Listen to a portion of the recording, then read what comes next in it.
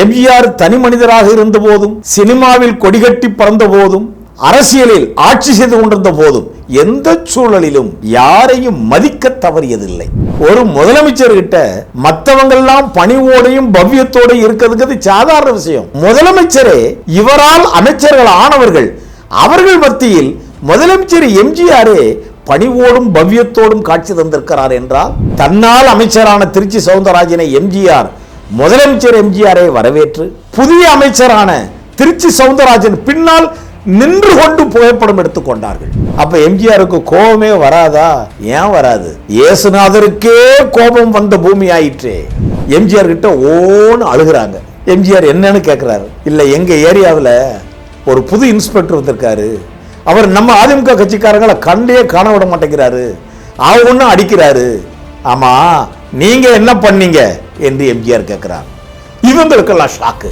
தான் முதலமைச்சராக இருந்தபோது தமிழகத்தின் எந்த பகுதியிலும், எந்த மூலை முடுக்களும், எந்த நல்லது கெட்டது நடந்தாலும் நடந்த அடுத்த வினாடியே எம்ஜிஆரை வந்து சேரும் அளவிற்கு எம்ஜிஆர் அந்த தொலை தொடர்பை இவர் அமைத்து வைத்திருந்தார் என்பதுதான் உண்மை. நமது கட்சிக்காரர்களே ஆனாலும் தவறு செய்யாதீங்க, தவறு செஞ்சீங்கன்னா இனி மன்னிக்க மாட்டேன் என்று எம்ஜிஆர் கோபத்தில் வெகுண்டெழுகிறார். எம்ஜிஆர் என்றாலே ஒரு ஸ்பெஷல் குவாலிட்டி.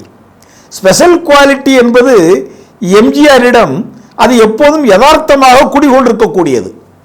இப்படி எத்தனையோ நல்ல குணாதிசயங்களை சொல்லலாம்.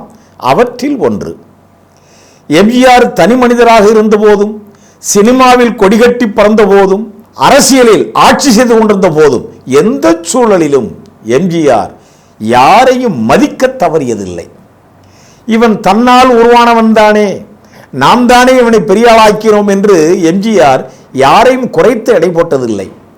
இவரை வைத்து ஒருவர் வளர்ந்தால் கூட அவரிடமும் எம்ஜிஆர் மரியாதையோடு நடந்து கொள்வார். பொதுவா ஒரு முதலமைச்சர்கிட்ட மற்றவங்கெல்லாம் பணிவோடையும் பவ்யத்தோடையும் இருக்கிறதுக்கு சாதாரண விஷயம். முதலமைச்சரே தன்னுடைய சக அமைச்சர்கள், இவரால் அமைச்சர்கள் ஆனவர்கள், அவர்கள் மத்தியில் முதலமைச்சர் எம்ஜிஆரே பணிவோடும் பவ்யத்தோடும் காட்சி தந்திருக்கிறார் என்றால் இது யதார்த்தமாக நடக்கக்கூடியதா? எம்ஜிஆர் அதை யதார்த்தமாக வைத்திருந்தார். பாருங்க, திருச்சி சவுந்தரராஜன் எல்லோருக்கும் தெரியும், எம்ஜிஆருடைய தீவிர ரசிகர். எம்ஜிஆர்னா இவருக்கு உயிர். எம்ஜிஆருக்கும் இவரை மிகவும் பிடிக்கும். எல்லா தொண்டர்களையும் எம்ஜிஆருக்கு பிடிக்குமே. திருச்சி சவுந்தரராஜன் எம்ஜிஆருடைய மன்றங்களுக்கு பொதுச் செயலாளராகவும் இருந்தார். இப்படிப்பட்ட திருச்சி சவுந்தரராஜன் எம்ஜிஆருடைய எத்தனை படங்களில் நடித்திருக்கிறார். அரசியல் கட்சி ஆரம்பித்து எம்ஜிஆர் முதலமைச்சரானதும் 1977 எம்ஜிஆர் முதல்வராகிறார். 1978 அந்த திருச்சி சவுந்தரராஜனுக்கு தன்னுடைய அமைச்சரவையில் எம்ஜிஆர் அவருக்கு ஒரு இடம் தருகிறார். ஆக திருச்சி சவுந்தரராஜன் எம்ஜிஆரால் அமைச்சராகிறார். இப்போது திருச்சி சவுந்தரராஜன் எம்ஜிஆரால் அமைச்சர் பதவி ஏற்றுக்கொண்டு ராஜ்பவன்ல பதவி பிரமாணம் பெற்றுக்கொண்டு அவர் நேர கோட்டைக்கு வரணும். எம்ஜிஆர் கோட்டையில் தன்னால் அமைச்சரான திருச்சி சவுந்தரராஜனை எம்ஜிஆர் முதலமைச்சர் எம்ஜிஆரை வரவேற்று அவரை அழைத்து கொண்டு திருச்சி சவுந்தரராஜனுக்கென்று ஒதுக்கப்பட்ட அந்த அமைச்சர் ரூம் அங்கே உள்ளே அழைத்து சென்று அவரது இருக்கையில் அவரை அமர வைத்து முதலமைச்சர் எம்ஜிஆர் தன்னுடைய சக அமைச்சர்களோடு புதிய அமைச்சரான திருச்சி சவுந்தரராஜன் பின்னால் நின்று கொண்டு புகைப்படம் எடுத்துக் கொண்டார்கள். பாருங்க, அந்த புகைப்படம் இப்போதும் பல இடங்களில் இருக்கிறது. அந்த புகைப்படத்தை பார்த்தால் எம்ஜிஆர் தான் ஒரு முதலமைச்சர், தன்னிடம் இவர் ரசிகராக இருந்தவர், தன்னுடைய மன்றத்திலே பொதுச் செயலாளராக இருந்தவர், தன்னால் தான் அமைச்சரானார் என்கின்ற அந்த எண்ணமோ அந்த சிந்தனையோ எம்ஜிஆர் முகத்தில் இருக்கவே இருக்காது. அவர் ஒரு அமைச்சர். அந்த அமைச்சரை உட்கார வைத்து அவரை ஆசீர்வாதம் செய்து அந்த அமைச்சர் பொறுப்பை முதலில் ஏற்க செய்து அதற்கு பின்னால் நின்றவாறு தன்னுடைய ஏனைய மந்திரிகளோடு எம்ஜிஆர் நின்று கொண்டு புகைப்படம் எடுத்து கொடுத்திருக்கிறார். எம்ஜிஆருடைய இந்த தனித்தன்மையை அப்படியே கே கிருஷ்ணசாமி அவருக்கும் அமைச்சரவையில் இடம் கொடுத்து இதே மாதிரி கோட்டையில் அவருடைய அமைச்சரவை அந்த அறைக்கு அழைத்து சென்று கே.ஏ. கிருஷ்ணசாமி அவர்களை அந்த அமைச்சர் இருக்கையில் அமர வைத்து முதலமைச்சர் எம்ஜிஆர் நின்று கொண்டு பணிவோடும் பவ்யத்தோடும் இங்கேயும் புகைப்படம் எடுத்துக்கொண்டார். இப்படியே 1983 எஸ்.ஆர். ராதா அவருக்கு அமைச்சரவையில் எம்ஜிஆர் இடம் தராரு. அவருக்கும் இதே மாதிரி மரியாதை. எம்ஜிஆர் இதையெல்லாம் யதார்த்தமாக செய்யக்கூடியவர்.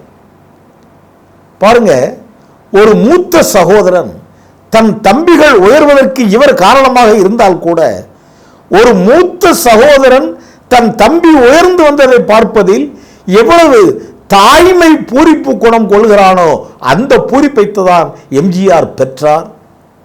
எம்ஜிஆர் அந்த மகிழ்ச்சியை மற்றவர்களுக்கும் தந்தார். இதுதான் எம்ஜிஆருடைய குணம்.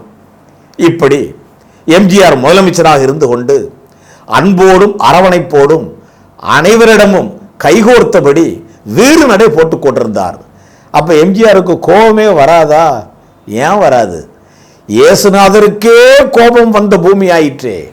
இயேசுநாதர் எப்போதுமே கோபப்பட மாட்டார். ஓரிரு இடங்களில் இயேசுநாதரே கோபப்பட்டிருக்கிறார் என்று நாம் படித்திருக்கிறோம், கேள்விப்பட்டிருக்கிறோம் அல்லவா? இறைவனுக்கே கோபம் வரும்போது ஏன் கோபம் வருது? சூழ்நிலை அப்படி. அந்த இடத்துல கோபப்பட்டு தான் தீரணும். எம்ஜிஆர் இவருக்கு கோபம் எப்போ வந்தது? முதலமைச்சராக இருந்தபோது. இப்படித்தான் எம்ஜிஆர் கோட்டையில் முதலமைச்சராக கொலுவற்றிருந்த போது சென்னையில் ஒரு பகுதியிலிருந்து நிறைய அதிமுக காரங்க, எம்ஜிஆர் கட்சிக்காரங்க எம்ஜிஆரை பார்க்க வந்து எம்ஜிஆர் கிட்ட ஓன்னு அழுகிறாங்க.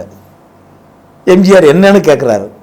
இல்லை, எங்கள் ஏரியாவில் ஒரு புது இன்ஸ்பெக்டர் வந்திருக்காரு, அவர் நம்ம அதிமுக கட்சிக்காரங்களை கண்டே காண விட மாட்டேங்கிறாரு, ஒன்று அடிக்கிறாரு, ஏதாவது ஒரு பொய் கேஸ் போட்டு எங்களை உள்ள வைக்கிறாரு, அதிமுக காரங்கனாலே அவருக்கு பிடிக்கல என்று இவர்கள் எம்ஜிஆரிடம் இவங்க ஏரியா அந்த போலீஸ் இன்ஸ்பெக்டர் போலீஸ் ஸ்டேஷனை பற்றி எம்ஜிஆர்கிட்ட சொல்லிக்கிட்டு இருக்காங்க. முதலமைச்சர் எம்ஜிஆர் அத்தனையும் அமைதியாக கேட்டுவிட்டு, அப்படியா, உங்கள் ஏரியாவில் புது இன்ஸ்பெக்டரா, நம்ம அதிமுக காரங்களையே கண்ணில் காண விட மாட்டேங்கிறாரா, யாராக இருந்தாலும் அடிக்கிறார், தூக்கி உள்ளே வைக்கிறாரா, ஆமாம் நீங்கள் என்ன பண்ணீங்க என்று எம்ஜிஆர் கேட்குறார். இவங்களுக்கெல்லாம் ஷாக்கு. என்ன தலைவரை, நாங்கள் ஒன்றுமே பண்ணலை, நாங்கள் பச்சை புள்ள மாதிரி சும்மா தான் இருந்துக்கிட்டு இருக்கோம் என்று சொல்ல எம்ஜிஆர், என்ன சொல்கிறீங்க? நான் முதலமைச்சர், நம்ம தமிழ்நாட்டில் எந்த மூல முடுக்கில் என்ன பிரச்சனை நடந்தாலும் நடந்த அடுத்த வினாடியே என் கண்ணுக்கு வந்துடும். நான் அப்படிப்பட்ட அமைப்புகளை ஏற்படுத்தி வச்சுருக்கேன். இங்கே தான் நீங்கள் ஒன்று புரிஞ்சுக்கணும். எம்ஜிஆர் முதலமைச்சராக இருந்த காலகட்டத்தில் அப்போ அந்த வாட்ஸ்அப்பு, ஃபேஸ்புக்கு, இம்மீடியட் கம்யூனிகேஷன் இப்படியெல்லாம் ஒன்றும் கிடையாது. அந்த டிவி நியூஸில் கூட ஃப்ளாஷ் நியூஸ் அப்படிலாம் எதுவுமே கிடையாது. ஆனாலும் அந்த காலகட்டத்திலும் எம்ஜிஆர் சில அமைப்புகளை ஏற்படுத்தி இருந்தார். தான் முதலமைச்சராக இருந்தபோது தமிழகத்தின் எந்த பகுதியிலும் எந்த மூலை முடுக்களும் எந்த நல்லது கெட்டது நடந்தாலும் நடந்த அடுத்த வினாடியே எம்ஜிஆரை வந்து சேரும் அளவிற்கு எம்ஜிஆர் அந்த தொலைத்தொடர்பை இவர் அமைத்து வைத்திருந்தார் என்பதுதான் உண்மை. அந்த அமைப்பின்படி இப்ப கம்ப்ளைண்ட் பண்ண வந்திருக்காங்க இல்லையா, தன்னுடைய கட்சிக்காரங்க, ஏடிஎம்கேக்காரங்க, அவங்ககிட்ட கேட்கிறாரு, நீங்க என்ன பண்ணீங்க? நாங்க ஒண்ணுமே பண்ணல, சும்மா பொய் சொல்லக்கூடாது, எனக்கு கெட்ட கோபம் வரும். உங்க ஏரியாவில் உங்க போலீஸ் ஸ்டேஷன்ல ஹெட் கான்ஸ்டபிள் உங்களை அடிச்சது யாரு? எம்ஜிஆர் கேட்கிறாரு. அவங்களுக்கு ஷாக்கு. இது எப்படி இவருக்கு தெரியும்? சொல்லுங்க, உங்க போலீஸ் ஸ்டேஷன்ல ஹெட் கான்ஸ்டபிளா அடிச்சது யாரு சொல்லுங்க. எம்ஜிஆர் சொல்றாரு, இந்த பாருங்க, நாம ஆளுங்கட்சியாக இருக்கலாம், அரசாங்கம் என்பது அனைவருக்கும் பொது. அதிகாரிகளை அவங்க வேலையை செய்ய விடுங்க, நீங்க குறுக்கடிக்காதீங்க. கடமையை செய்ய வந்த ஹெட் கான்ஸ்டபிளை நீங்க அடிச்சுட்டு இப்போ உங்க போலீஸ் இன்ஸ்பெக்டர் மேல நீங்க பழி போடுறீங்க. இந்த மாதிரியெல்லாம் என்கிட்ட வச்சுக்காதீங்க, எனக்கு கெட்ட கோபம் வரும்.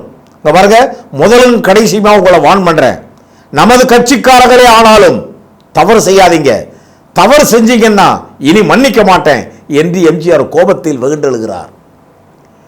இவங்களுக்கெல்லாம் இது எப்படி இவருக்கு தெரியும்? இவற்றை இப்போ என்ன பதில் பேசுறது?